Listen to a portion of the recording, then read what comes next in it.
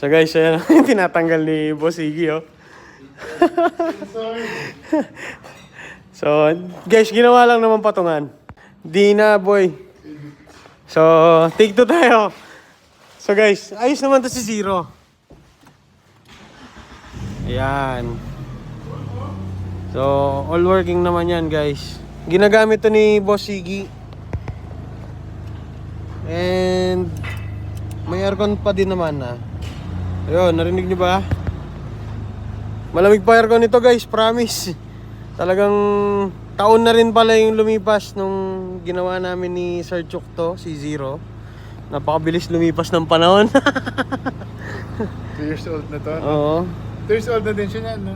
Oo, kasi second year pa lang kami. Pa lang, 1 years old. Going to, Kasi gano'n. wala siyang pabil nun, eh. Eh di wow. So yun, ngayon 124 na rin tinakbo niya.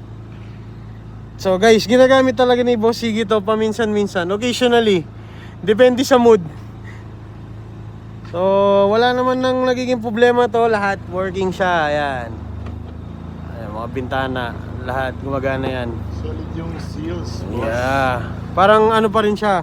For a 90s car. Oh, feels like galant pa rin siya. So guys, sa mga friends ko sa Facebook, nakita nila tong galant na to. Pinost ko siya noon na sinabi ko doon, naintindihan ko na kung bakit ang mamahal ng galant noon. Tas ang daming bumibili lahat. Kasi guys, kahit ganito na yung edad niya, iba yung feeling ng sasakyan na to. Talagang feeling mo mayaman ka, feeling mo marami ka nang narating sa buhay, gano'n. So yun, quick review lang kay Zero. Sa mga naghahanap ng update, pasensya na, hindi po ako marunong mag-vlog, eh. Pero ngayon, parang mas trip ko yung ganito na lang. So guys, no, wala naman kaming, ito, nag-check engine pa rin. Pero nagagamit. So sa mga nagkakalam ng check engine ng mga to, nung in-scan namin, guys, mas airflow sensor yung lumalabas na. Oh, yung nagbi-blink na check engine. So, yun. Quick update lang kay Zero. So, okay naman si Zero, guys. Nagagamit ni Boss Iggy. Pintura na lang kulang.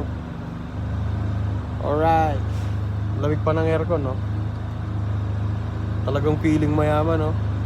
Sakit lang talaga nila yung nadudurog dito.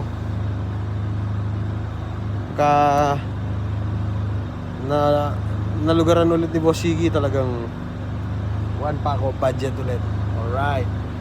So ngayon, ganito na muna. Let's go, guys.